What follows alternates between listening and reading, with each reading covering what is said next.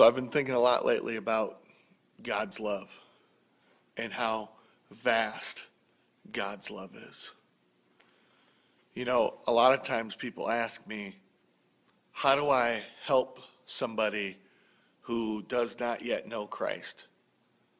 What's the greatest thing I can do for someone who does not yet know Christ?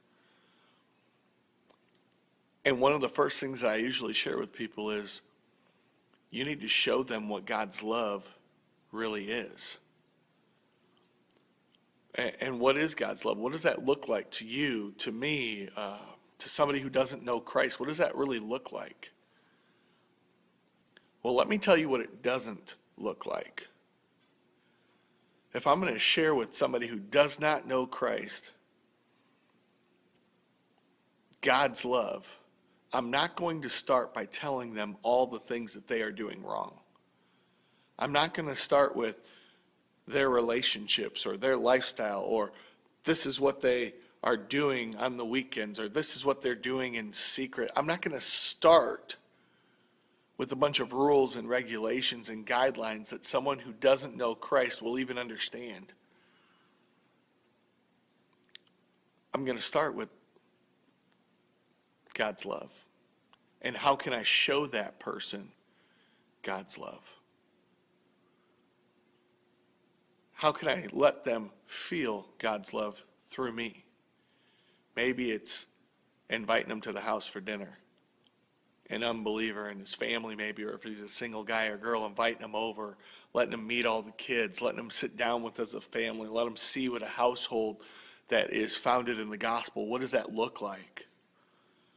Maybe it's befriending that guy at work that drives everybody crazy, but I can pour some grace onto this guy. I can pour some love onto this guy. I don't know why he drives everybody crazy, but I'm going to love him.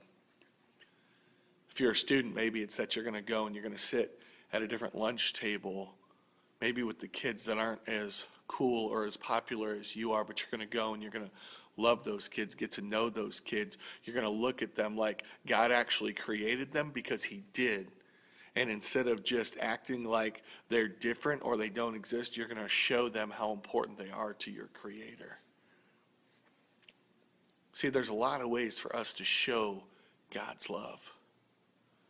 But oftentimes Christians get stuck in this place where they're like, you don't know what my life's been like. These people see me sin all the time, or they see me mess up all the time, or they know my failures. Well, if you belong to Christ and that's your excuse, are you forgetting the grace that God gives to you? You see, when we become Christ, it doesn't mean that we become perfect. Not in this earthly state. It means that we've received grace. And Romans 5:20 says very clearly that where trespasses increase, grace abounds all the more. You can't outrun God's grace. So the best thing that you can do as a believer to someone who does not yet know Christ is to say, yeah, I messed up. I failed. I'm sorry. Seek reconciliation. Don't accept it in your own life. Make sure the people you're around, that they know you don't accept it in your life. Sometimes when a Christian confesses failure, that's the greatest testimony you're going to have in some people's lives who do not yet know Christ. Sometimes we forget that grace abounds all the more. And not only will that grace continue to cover you, but that's the same type of grace that you need to show these other people. You know, John Mark McMillan wrote a beautiful song called How He Loves. And one of the lyrics in that song say, if grace were an ocean, we'd all be sinking. You know, sometimes Christians want to start with non-Christians with everything but grace.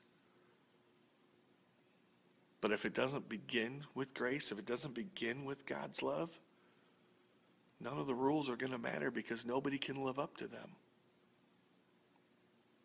If grace were an ocean, we'd all be sinking. For those of you who know Christ, you're sinking in God's grace. It's the only thing that covers you. For the people who do not know Christ around you, they need to see God's grace. Let them see that if grace were an ocean, they'd be sinking too. Because there's nothing they have ever done that God's grace can't cover. Not last year, not last month, not last night. There's nothing God's grace can't cover. So take God's love and show it to people the way that God showed it to you.